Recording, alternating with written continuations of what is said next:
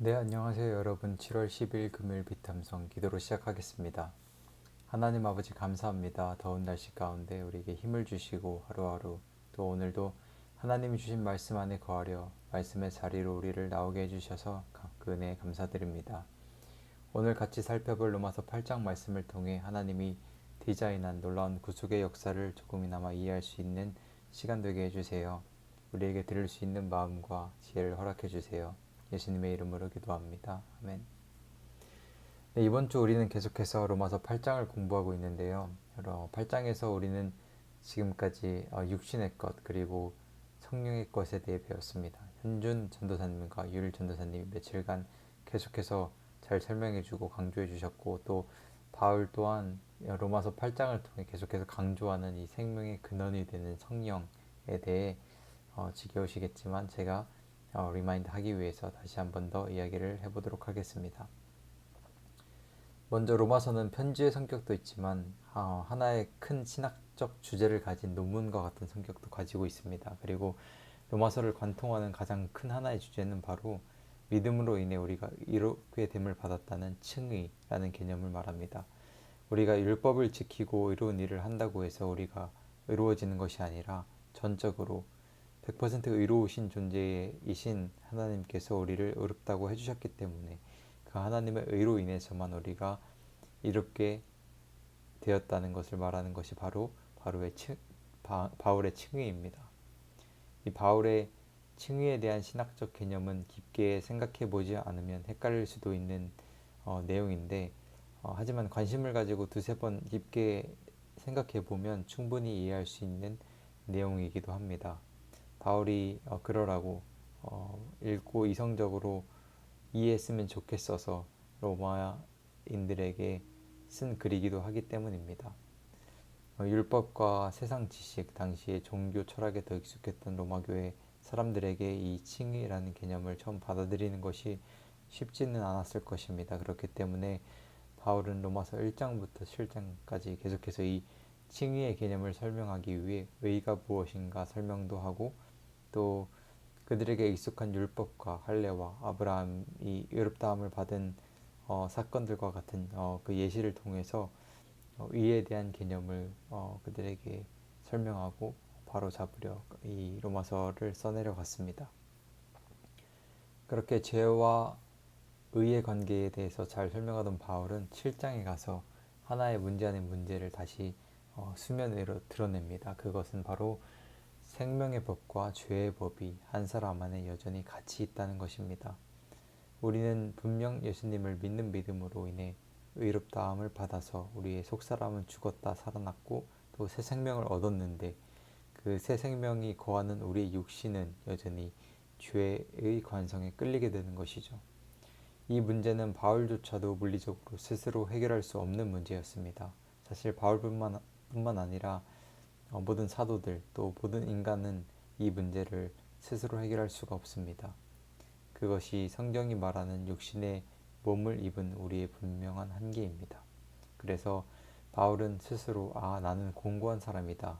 이 사망의 몸에서 누가 나를 건져내랴 하고 죄에서 100% 자유로워질 수 없는 자신의 신세, 또 우리 모든 인간들의 신세를 대신 한탄해 주기도 합니다. 바울이 쓴 이 로마서 6장 또는 7장까지 읽은 사람들은 믿음, 칭의, 그리고 죄와 생명에 대해서는 이제 어느 정도 이해할 수 있었을 것이고, 또 이해한 사람들은 전에 보지 못했던 또 하나님을 더 알아갔다는 것에 대해서 또 소망과 기쁨을 분명 가졌을 것입니다. 하지만 동시에 이 모든 것을 삶으로 실천하는 데 있어서 분명히 어떻게, 실천적인 부분에서는 분명 어떻게라는 질문을 가졌을 것인데, 바울이 이 육신의 죄의 문제를 다시 언급한 이유는 그 어떻게라는 질문에 대해 대답하고, 또 우리의 육신의 죄성에 대항할 수 있는 유일한 방법을 알려주기 위해서 8장에서 드디어 성령에 대해 이야기하기 시작합니다. 그렇게 중요한 8장 1절부터 시작해서 천천히 오늘 8장 10절까지 왔는데요. 오늘 8장 10절과 11절 같이 보도록 하겠습니다. 제가 읽겠습니다. 또한 예수님께서 여러분 안에 살아계시면 여러분의 몸은 죄 때문에 죽은 것이지만 영은 의 때문에 생명을 얻습니다. 예수를 죽은 사람들 가운데서 살리신 분의 영이 여러분 안에 살아계시면 그리스도를 죽은 사람들 가운데서 살리신 분께서 여러분 안에 계신 자기의 영으로 여러분의 죽을 몸도 살리실 것입니다. 네, 이 말씀은 바울이 이제까지 계속 해왔던 말이기도 합니다.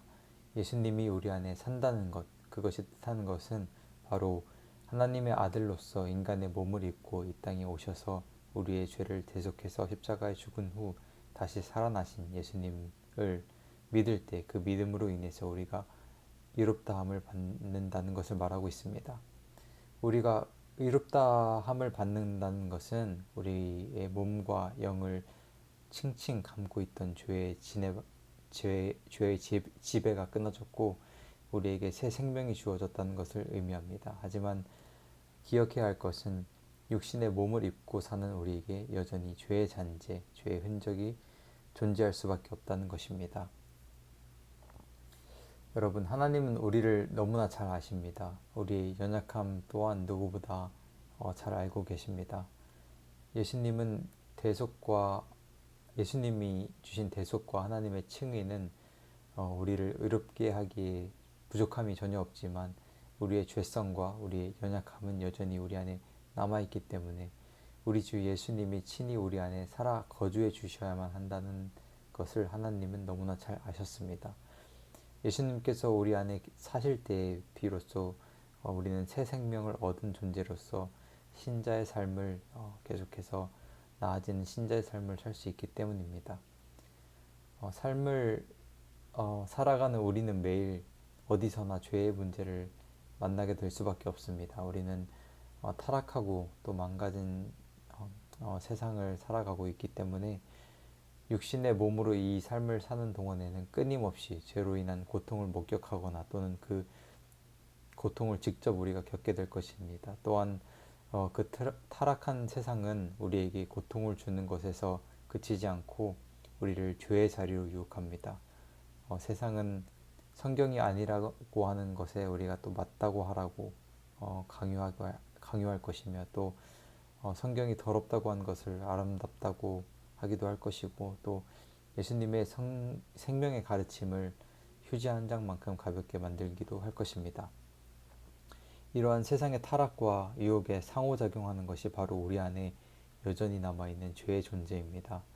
우리를 의롭게 하신 칭의는 우리를 죄의 고리에서 끊어냈고 또한 하나님의 은혜로 인해서 신자 안에 남아있는 죄는 점진적으로 근절될 것입니다. 우리는 이 죄와의 전쟁에서 최종의 승리를 할 것을 분명 믿습니다. 하지만 그 승리를 얻기 전까지 우리는 여전히 죄의 유혹에 노출되어 있으며 우리의 육신의 몸에 남아있는 죄성은 그 유혹에 반응할 수밖에 없다는 사실을 우리는 꼭 기억해야 합니다.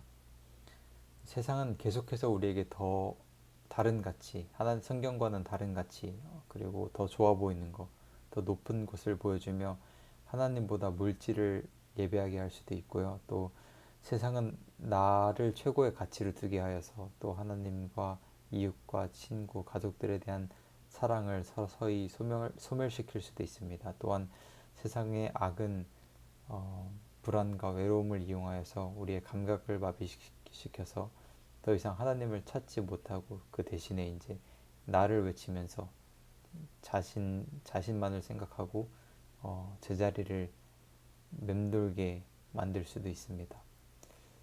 우리의 육신에 남아있는 죄가 이 세상의 유혹에 쉽게 반응하는 것을 잘 아시는 하나님 아버지는 우리에게 그 유혹을 이기고 세상이 아니라 하나님을 보며 이 세상에서 하나님의 나라를 살아갈 수 있는 선물을 주셨는데 그 선물이 바로 우리가 이제까지 8장에서 배웠던 성령님이십니다. 오늘 본문 10절의 마지막 부분을 같이 보기 원하는데요. 여기 이런 표현이 있습니다. 자기의 영으로 여러분의 죽을 몸도 살리실 것입니다. 이 표현을 영어로 보면 반드시 죽게 될 몸에 생명을 주신다 라고 말합니다. 네, 우리의 육신은 반드시 죽게 되는 유한한 것입니다. 우리 몸은 나이가 들어 늙어서 죽음에 이를 수도 있고 병을 얻을 수도 있고 부상이나 상처를 입을 수도 있고 또 외부적인 환경, 날씨 또 내부적으로는 호르몬의 영향을 쉽게 받기도 해서 또 모든 이런 자극에 민감하게 반응하는 게 또 우리 몸이고 또 죄에 대해서도 쉽게 넘어지기도 하는 것이 우리의 몸입니다. 이렇게 연약하고 유한한 몸을 입고 살아가는 우리의 필요를 너무 잘 아시는 하나님은 성령님을 보내셔서 우리 안에 거주하게 하시고 놀랍고 신비한 일을 하도록 허락하셨습니다. 그리고 그 성령님은 우리 안에 거하면서 우리가 죄를 이기는데 필요하지만 우리 스스로는 만들어낼 수 없는 모든 능력을 공급해 주십니다. 그는 반드시 죽을 수밖에 없는 이 몸의 유일한 생명이 되어 주시는 것입니다. 여러분 오늘 말씀 기억하며 오늘 하루 여러분의 중심에 예수님이 살아계심을 경험하는 하루가 되었으면 좋겠습니다. 죄의 유혹은 온갖 방법으로 저와 여러분의 삶에 찾아올 것이지만 저와 여러분이 내 힘이 아닌 내 안에 계신 성령님의 능력으로 죄의 유혹을 이기는 경험을 하는 하루가 되길 축복하며 오늘 비탐성 마치도록 하겠습니다.